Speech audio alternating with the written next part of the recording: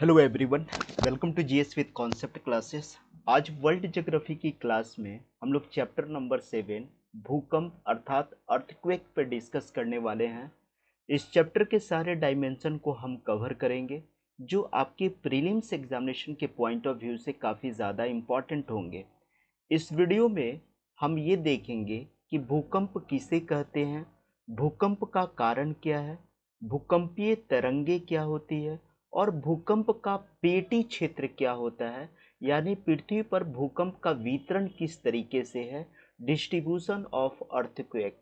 Video के last में हम लोग एक मल्टीपल चॉइस क्वेश्चन को सॉल्व करेंगे जो प्रीवियस ईयर्स में क्वेश्चन पूछे गए हैं। तो इस वीडियो में कंटिन्यू बने हुए रहिएगा, वीडियो के लास्ट तक बने हुए रहिएगा, आपको ये टॉपिक बिल्कुल समझ में आ जाएगा।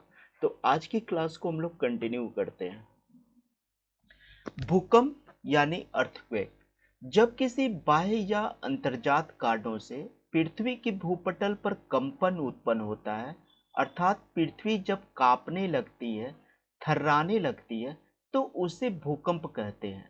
अर्थात पृथ्वी पर जो भूकंप आते हैं उसके बाह्य कारण भी होते हैं और अंतर्जात कारण भी होते हैं।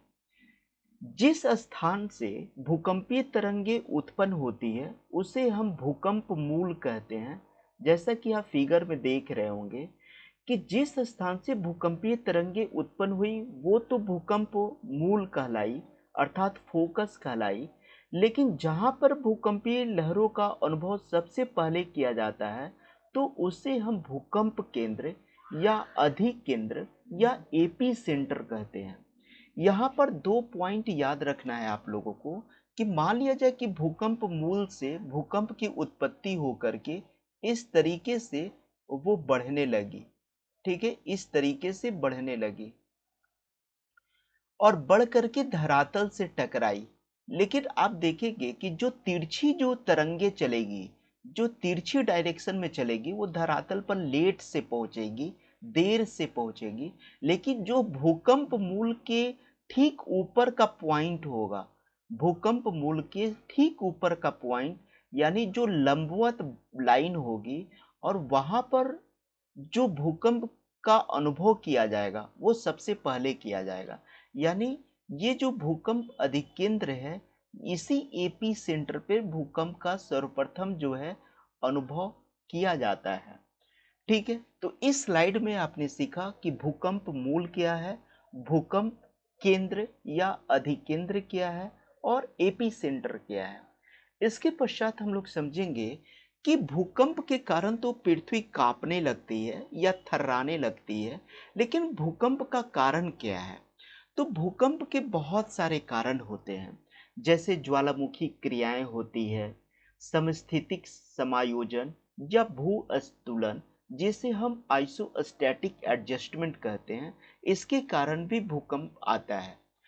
अब आप समझिए कि समस्थितिक समायोजन या भू संतुलन क्या होता है।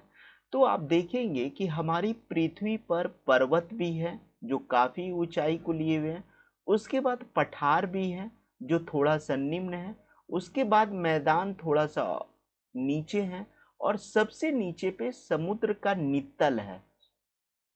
आप देखेंगे कि पर्वत की जो ऊंचाई है वो सबसे ज़्यादा है इस माउंटेन की ऊंचाई, और ये जो पठार है जिसे हम प्लेट्यू कहते हैं इसकी ऊंचाई उससे भी कम है। मैदान यानी जो प्लेन है ये और भी नीचे है, और सबसे नीचे में जो समुद्र का जो नितल है, ठीक है, जिसे हम सी फ्लोर कहते हैं, वो सबसे नीचे है। और आपको ये भी पता होगा कि हमारी जो पृथ्वी है अपने अक्ष पर पश्चिम से पूरब की तरफ मूव कर रही है। यानी मान लिया जाए कि हमारी ये अर्थ है और ये अर्थ अपने एक्सिस पर पश्चिम से पूरब की तरफ मूव कर रही है, रोटेट कर रही है, रोटेशन हो रहा है, घूर्णन हो रहा है।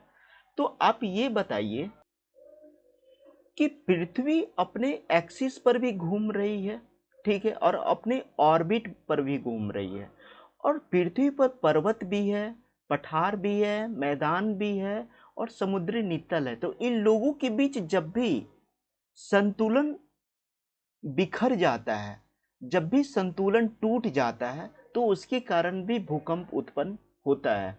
तो समस्थितिक समायोजन या भू संतुलन का मतलब क्या होता है कि पर्वत पठार मैदान और सी फ्लोर के बीच जब भी थोड़ी बहुत भी अगर असंतुलन डिसमिस हुई तो भूकंप आता है। लेकिन बड़ा रीजन ये नहीं है भू संतुलन का। पृथ्वी इसको बहुत मेंटेन करके रखती है भू संतुलन को, इसलिए सारे क्षेत्रों में तो भूकंप नहीं आते ना। ब्रंसन को आप लोग एक वीडियो में बनाया था जिसका जिसका हेडलाइन है इंडोजेनेटिक और एक्सोजेनेटिक फोर्स, यानी बाह्य बल और आंतरिक बल। उस चैप्टर में मैंने ब्रंसन को डिफाइन किया है। उस वीडियो को जा करके आप देख लीजिएगा, कॉन्सेप्ट क्लियर हो जाएगा। प्रत्यास्थ पुनः सिद्धांत का प्रतिपादन जो है ये प्रीलिम्स में क्वेश्चन पूछा जाता है। एच.एफ. रीड के द्वारा किया गया था। इन्होंने भी बताया था कि पृथ्वी पर भूकंप किस कारण से आते हैं।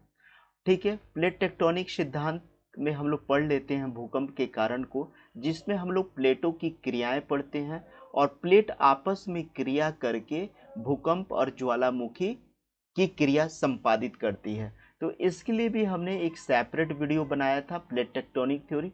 उस वीडियो को भी जा करके देख लीजिएगा, आपका बेसिक कॉन्सेप्ट क्लियर हो जाएगा। एक चीज मैं बता रहा हूं कि भूकंप का जो मूल कारण है, वो मूल कारण जो सबसे जो इम्पोर्टेंट रीजन है वो ज्वालामुखी क्रियाएं हैं, या आप कह सकते हैं कि प्लेट की गति है। प्लेट का जो मूवमेंट होता है जिसे हम लोग प्लेट टेक्टोनिक चैप्टर में पढ़े थे, प्लेट आपस में गति कर रही है, ये भूकंप का कारण है। मुझे याद है कि जब मैं एक बार बीपीएससी का इंटरव्यू दे रहा था, तो उसमें उत्तराखंड के क्षेत्र में भूकंप आया था। तो मुझसे क्वेश्चन एक पूछा गया था कि आप बताइए कि भूकंप का कारण क्या है जो उत्तराखंड में आया है, या किसी भी क्षेत्र में भूकंप क्यों आता है। तो मेरा जवाब था कि भूकंप आने का जो रीज़न है वो नेचर भी है, प्रकृति भी है और ह्यूमन भी है।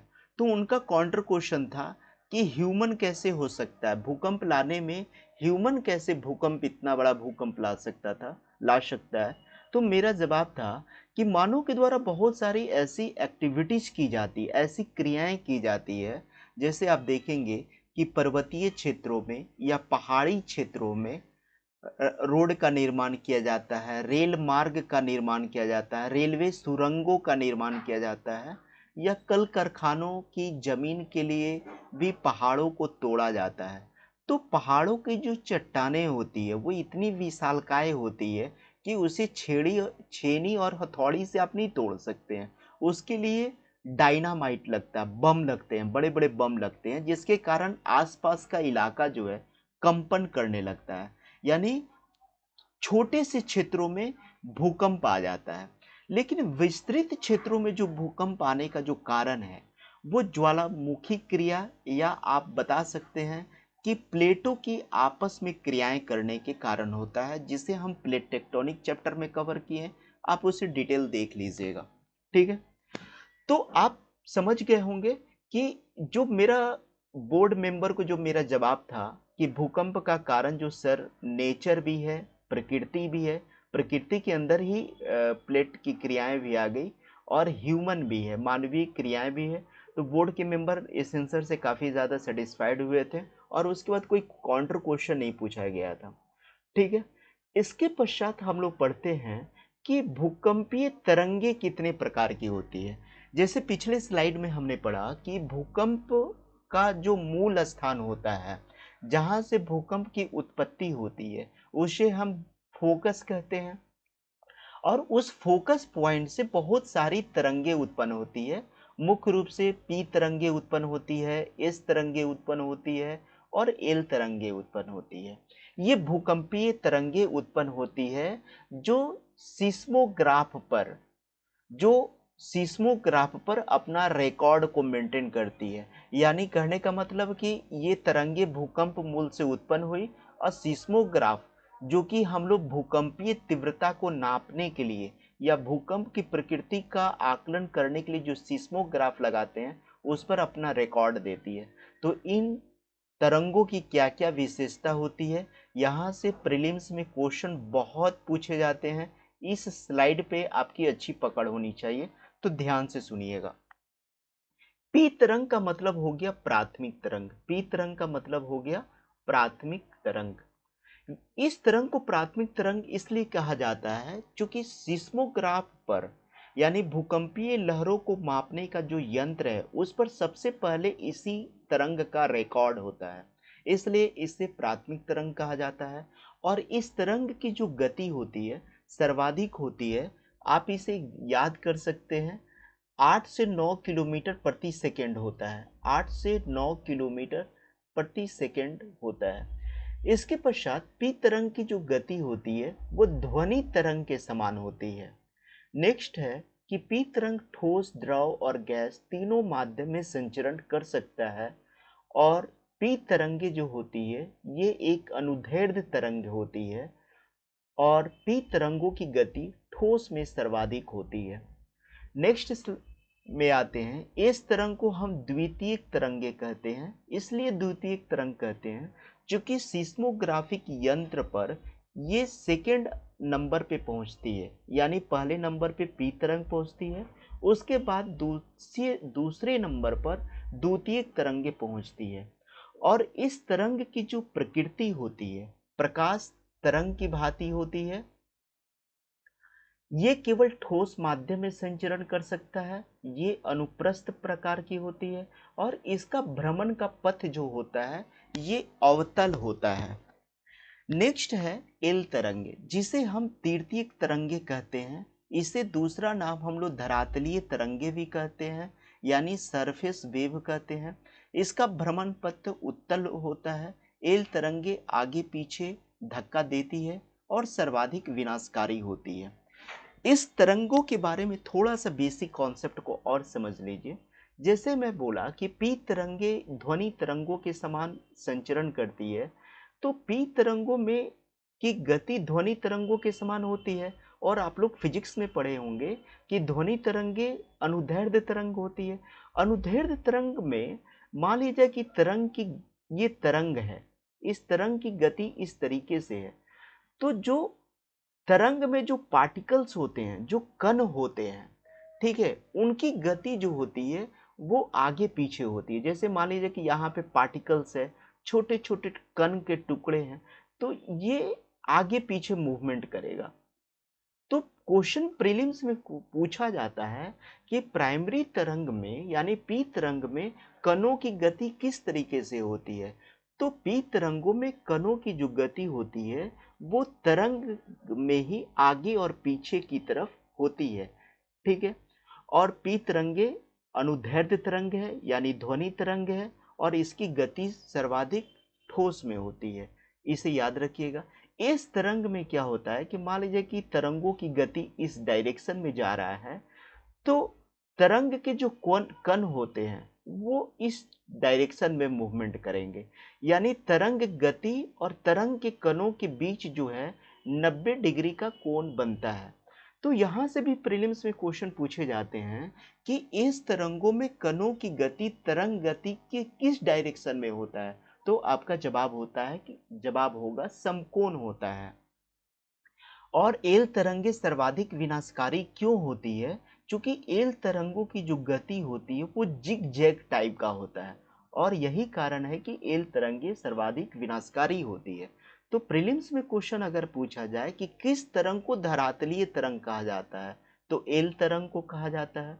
दूसरा क्वेश्चन पूछा जाए कि कौन सा तरंगे विनाशकारी होती है, तो एल तरंगे काफी ज्यादा विनाशकारी होती है। तीसरा क्वेश्चन पूछा जाए कि पी तरंगों की गति सबसे ज्यादा कहाँ होती है, तो ठोस में गति सर्वाधिक होती है। एस तरंगे का संचरण कहाँ पे होता है, तो एस तरंगे केवल ठोस माध्यम में ही संचरित हो सकती है। तो इस स्लाइड से किसी भी डायमेंशन में क्वेश्चन पूछा जा सकता है, इसे आप एक दो बार रिवाइज कर लीजिएगा। अब हम लोग कुछ इंपॉर्टेंट फैक्ट को और पढ़ लेते हैं। जैसा कि मैंने बताया कि पी और एस तरंगे तो होती ही है। तरंगे मुख्य रूप से तीन तरह की होती है, प्राइमरी, सेकेंडरी और एल वेव यानी लॉन्ग वेव होता है। लेकिन इसके अतिरिक्त भी कुछ तरंगे होती है जैसे पीजी और एसजी। पीजी का मतलब क्या हो गया, ये पीजी जो है ना जी ग्रेनाइट को इंडिकेट करता है, क्योंकि ये पीजी तरंगे जो है केवल ग्रेनाइट चट्टानों से ही गति कर सकता है। तो प्रीलिम्स में क्वेश्चन पूछा जाता है कि पीजी और एसजी तरंगे कहाँ पे संचरित होती है, ग्रेनाइट चट्टानों में, बेसाल्ट चट्टानों में, ग्रेनाइट और बेसाल्ट दोनों चट्टानों में। तो आपका आंसर होना चाहिए ओनली ग्रेनाइट चट्टानों में। नेक्स्ट है कि तरंग, और दो तरह की तरंगे होती है जिसे हम पी स्टार कहते हैं और एस स्टार कहते हैं। पी स्टार की गति जो होती है पी और पीजी के बीच में होता है, एस स्टार की गति जो होती है एस और एसजी के बीच में होता है। तो यहाँ से भी प्रीलिम्स में क्वेश्चन बनेगा कि पी स्टार की गति क्या पी से ज़्यादा होती है या पीजी से ज़्यादा होती है, तो नहीं, पी स्टार की जो गति होती है, पी स्टार तरंग या इस स्टार तरंग की गति जो होती है पी और पीजी के बीच में और क्रमशः एस और एजी के बीच में होती है। नेक्स्ट स्लाइड पे हम लोग चलते हैं और समझते हैं कि जब भूकंप मूल जगह से, जहां से भूकंप की उत्पत्ति होती है, तो हमने देखा कि बहुत सारी तरंगे निकलती है। प्राइमरी तरंगे निकलती है, सेकेंडरी तरंगे निकलती है, एल तरंगे निकलती है, पी स्टार तरंगे निकलती है, जी स्टार तरंगे निकलती है, पीजी तरंगे निकलती है और एसजी तरंगे निकलती है। इतनी सारी तरंगे निकलती है, हम लोग पिछले स्लाइड में देख लिए थे और इसकी विशेषता को भी देख लिए थे। अब हम लोग देखेंगे कुछ और एडिशनल जानकारी को जहां से प्रीलिम्स में क्वेश्चन बनते हैं। देखिए यहाँ पे कॉन्सेप्ट समझिए। पहले हम पी तरंग की बात करते हैं, पी तरंग के छाया क्षेत्र की बात करते हैं। मान लीजिए कि यहाँ पर भूकंप मूल की उत्पत्ति हुई, यहाँ से पी तरंग निकला, यहाँ से भी पी तरंग निकला, इस डायरेक्शन में पी निकला, मतलब सारे जगह से पी तरंग निकल रहा है। ठीक है, पी तरंग। फिर इसी तरह से इधर से भी तो पी तरंग निकल सकता है ना, क्योंकि तरंगे हैं वो किसी भी डायरेक्शन में निकल सकती है, तो इधर से भी पी तरंगे निकलता है। ठीक है, आप देखिएगा कि यहाँ का जो क्षेत्र है थोड़ा सा खाली रह जाता है।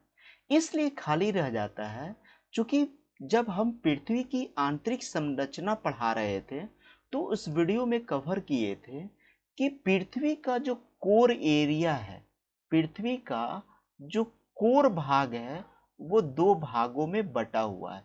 एक भाग को हम आउटर कोर कहते हैं और दूसरे को हम इनर कोर कहते हैं।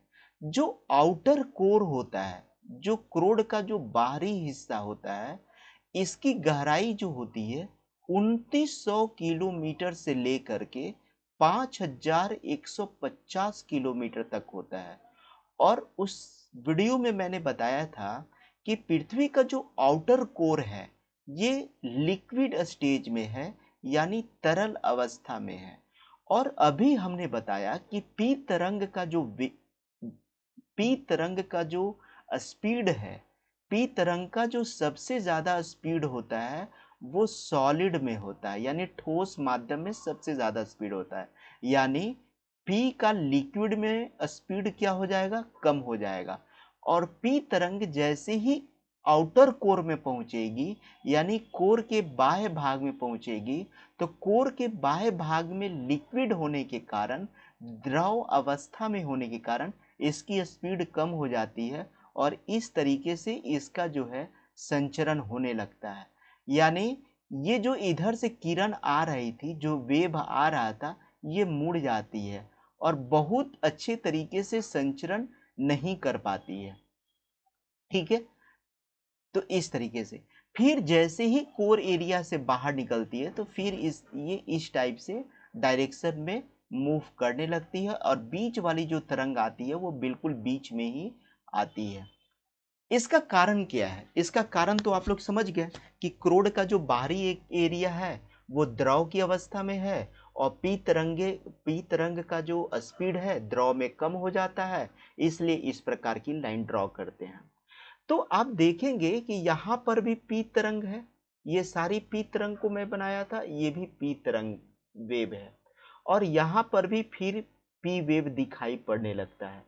लेकिन आप देखिएगा कि यहाँ पर 105 डिग्री से लेकर के 145 डिग्री के बीच जो है पी वेव नहीं मिलता है, कोई भी पी वेव की मौजूदगी नहीं होती है। और 105 डिग्री से लेकर के 145 डिग्री इधर भी पी वेव नहीं मिलता है, यहाँ पे पी वेव की अनुपस्थिति पाई जाती है। इसी को कहा जाता है पी वेव का छाया क्षेत्र, जिसे हम कहते हैं शैडो जोन। इसे इंग्लिश में हम कहते हैं शैडो जोन। तो शैडो जोन कहाँ से कहाँ तक बना? 105 डिग्री से 145 डिग्री के बीच। क्यों बना? क्योंकि यहाँ पर पी वेव दिखाई नहीं पड़ता है। ठीक है, थोड़ा सा ज्योग्राफी है, समझ के पढ़िएगा तो अच्छा लगेगा, इंटरेस्टिंग लगेगा, और किसी भी एंगल से क्वेश्चन पूछा जाएगा तो आप सॉल्व करने की स्थिति में आप रहेंगे। उसके बाद थोड़ा सा हम लोग पढ़ लेते हैं एस तरंग के बारे में।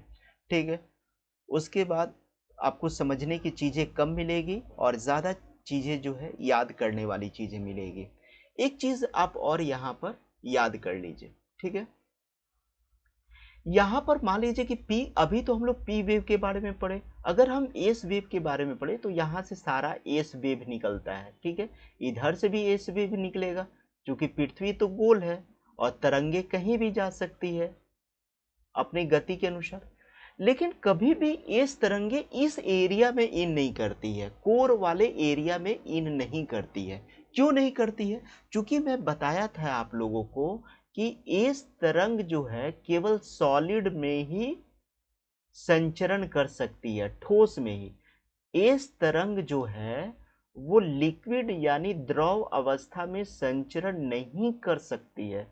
एस वेव जो है लिक्विड स्टेज में संचरण नहीं कर सकती है, और यही कारण है कि एस तरंगे जो होती है ये कहाँ पर इन नहीं करती है? एस तरंगे कोर एरिया में इन नहीं करती है। इसलिए आप देखिएगा तो यहाँ से 105 डिग्री से लेकर के इस 105 डिग्री तक कोई भी एस तरंग नहीं मिलती है, क्योंकि एस तरंग तो इसमें प्रविष्ट ही नहीं की।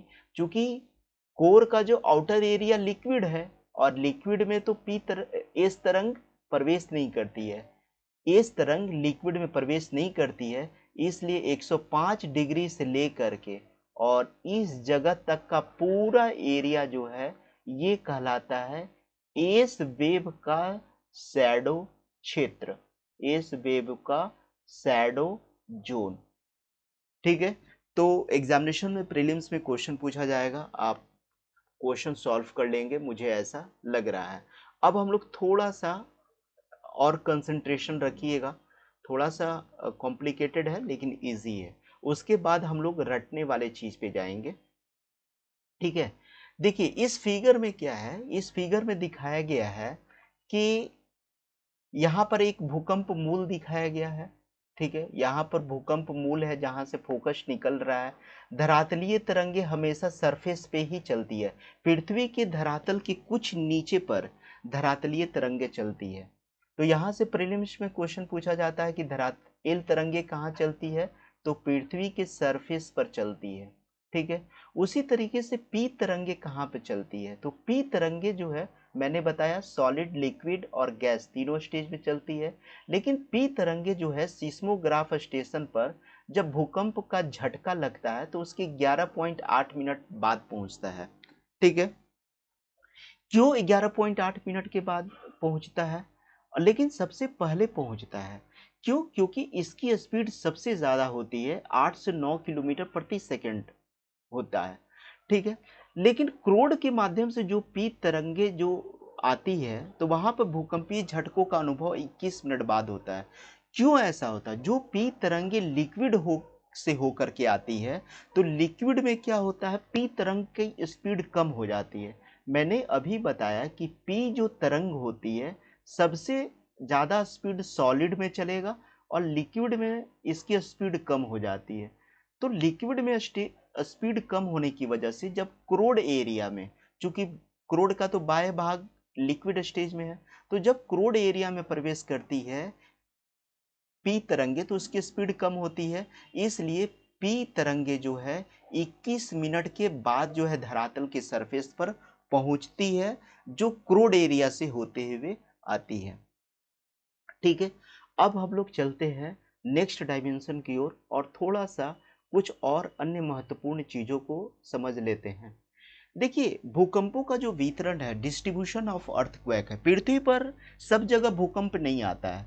ठीक है, भूकंप उन्हीं क्षेत्रों में आता है जहां पर प्लेट टेक्टोनिक क्रियाएं होती है, जो कि हम लोग प्लेट टेक्टोनिक चैप्टर में जब हम पढ़ा रहे थे उसमें बताए थे कि सबसे ज़्यादा ज्वालामुखी किस क्षेत्र में आती है। तो उस चैप्टर में मैं बताया था कि परिप्रशांत मेखला का जो एरिया है, जिसे मैं अभी रेड कर रहा हूँ, इस एरिया में विश्व में सबसे ज़्यादा जो है ज्वालामुखी की क्रियाएं होती है, क्योंकि यहाँ पर प्लेट टेक्टोनिक क्रियाएं काफ़ी ज़्यादा एक्टिव होती है। तो यहाँ पर प्लेट टेक्टोनिक क्रियाएं भी सबसे ज़्यादा एक्टिव होती है और साथ ही साथ यहाँ पर भूकंप भी सबसे ज़्यादा आता है। तो प्रीलिम्स में अगर क्वेश्चन पूछा जाए कि सबसे विस्तृत भूकंप क्षेत्र कौन है, तो आपका जवाब होना चाहिए परिप्रशांत मेखला। ठीक है, परिप्रशांत मेखला में पूरे विश्व का 63% एरिया में भूकंप आता है। और भूकंप भूकंप क्यों आता है, इसे हम प्लेट टेक्टोनिक चैप्टर में भी समझा दिए थे कि प्लेटों में आपस में क्रियाएं होती है। ठीक है, और संरचनात्मक, कंस्ट्रक्टिव, डिस्ट्रक्टिव और कंजर्वेटिव प्लेट क्रियाएं होती है और उसके फलस्वरूप जो है ज्वालामुखी और भूकंप उत्पन्न होता है। कुछ और अन्य महत्वपूर्ण चीज़ों को हम लोग समझ लेते हैं। जैसे प्रीलिम्स में क्वेश्चन पूछा जाएगा कि सामान्य भूकंप की गहराई कितनी होती है पृथ्वी के अंदर, तो पृथ्वी के अंदर सामान्य भूकंप की गहराई 50 किलोमीटर होती है। गहरा भूकंप जो आता है उसकी जो गहराई होती है 250 से 720 किलोमीटर तक होती है। समान भूकंपीय तीव्रता, यानी भूकंप की जहाँ पर तीव्रता ज़्यादा होती, जहाँ पर भूकंप की तीव्रता यानी इंटेंसिटी बराबर होती है, अर्थात जहाँ पे समान बर्बादी वाले स्थानों को मिलाने वाली रेखा जो होती है समभूकंप रेखा, आइसोसीजमल लाइन कहा जाता है। लेकिन सहभूकंप रेखा, होमोसीजमल लाइन किसे कहा जाता है, जहाँ पर भूकंप का समान अनुभव किया जाता है, वो सहभूकंप रेखा कहलाती है। कुछ और अन्य फैक्ट्स को देख लीजिए। भूकंप का अध्ययन क्या कहलाता है, सिस्मोलॉजी कहलाता है। भूकंपीय तरंगों का अध्ययन करने वाला यंत्र क्या है, सिस्मोग्राफ है। और भूकंप के मापन हेतु रिक्टर स्केल का प्रयोग किया जाता है। ठीक है, तो हमारा थियोरेटिकल सेक्शन कवर होता है। अब हम आते हैं कुछ मल्टीपल चॉइस क्वेश्चन को सॉल्व करने के लिए। फर्स्ट मल्टीपल चॉइस क्वेश्चन है कि भूकंप की तीव्रता का मापन किस तरीके से किया जाता है। तो अभी हम लोग पढ़े कि भूकंप की तीव्रता का जो मापन है वो हम लोग रिक्टर पैमाने पर करते हैं। किस भूकंपीय तरंग की गति ठोस में ज़्यादा होती है। तो अभी हमने पढ़ा कि पी तरंगों की गति जो होती है ठोस में सर्वाधिक होती है। हालांकि पी तरंगों का संचरण तो सब माध्यम में होता है, ठोस में, लिक्विड में, गैस में, लेकिन ठोस में सबसे ज़्यादा होता है। नेक्स्ट क्वेश्चन है कौन सी तरंग तरल भाग में लुप्त हो जाती है। तो कौन सी तरंग, ये एस तरंगे तरल भाग में, लिक्विड स्टेज में क्या होती है, लुप्त हो जाती है। उसके बाद हम लोग नेक्स्ट क्वेश्चन को सॉल्व करते हैं। सबसे विनाशकारी भूकंपीय तरंग कौन हो गया, सबसे विनाशकारी भूकंपीय तरंगे एल तरंगे हो गया, क्योंकि एल तरंग की जो गति जिगजैग की तरह होती है। किस तरंग को धरातलीय तरंग कहा जाता है, तो एल तरंग को धरातलीय तरंग कहा जाता है। भूकंप की उत्पत्ति से संबंधित प्रत्यास्थ यहाँ पर होगा। प्रत्यास्थ पुनर्संचलन सिद्धांत का प्रतिपादन किसने किया था, तो एच एफ रीड ने किया था, इसे याद रखिएगा। ठीक है, उसके पश्चात नेक्स्ट क्वेश्चन को सॉल्व करते हैं। भूकंप का कारण क्या है, तो भूकंप का सबसे जो कारण है टेक्टोनिज्म है, प्लेटों की आपस में क्रियाएं होती है, उसके कारण ही भूकंप आता है। नेक्स्ट क्वेश्चन है जिन भूकंपीय तरंगों के कारण सेल कणों में तरंगों की दिशा में आगे पीछे कंपन करते हैं। तो मैं बताया कि पी तरंगों में जो कण होते हैं वो आगे पीछे संचरण करते हैं। तो मुझे लगता है कि आपको ये क्लास जरूर पसंद होगा। ठीक है, और जो भी आपका डाउट होगा वो कमेंट बॉक्स में आप ज़रूर लिख करके दीजिएगा। आपके डाउट को पूरा किया जाएगा और जो भी आपको इस क्लास में फीडबैक देना है, आप दे सकते हैं। आपके फीडबैक का मुझे इंतज़ार रहेगा। Thank you very much.